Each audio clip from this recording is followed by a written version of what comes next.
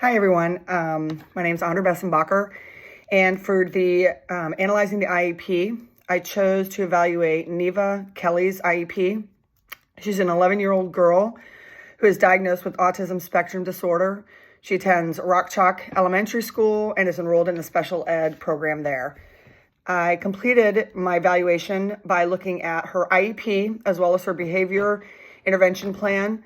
I also listened to interviews with her two teachers and the school principal and the school psychologist. I also read over information that her parents, her grandparents, and her caregiver provided for this case study. In Neva's IEP plan, it is very apparent that it is geared towards behavior modification.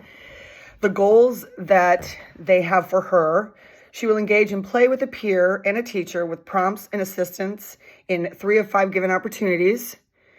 She will choose to work tasks in her center and remain in her designated area for 3 minutes, and she's given 3 to 5 opportunities.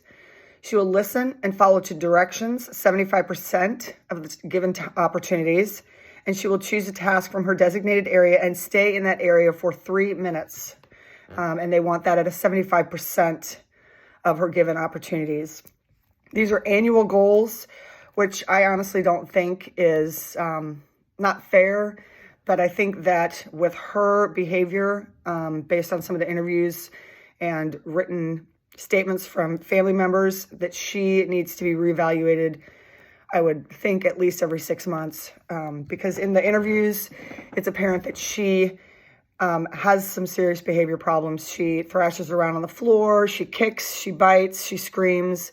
And with something like that, I feel like she should be given more opportunity to succeed. And that would start with reviewing her IEP plan and her behavior modification plan a little bit more than just once a year.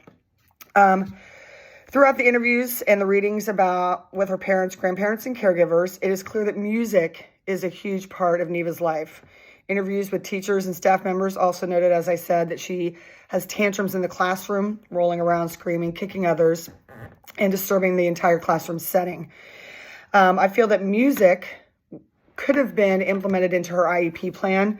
I know it seems a little unconventional, but it's apparent that there's a certain video that her caregiver made for her that calms her down, and music by a certain artist also calms her down and soothes her.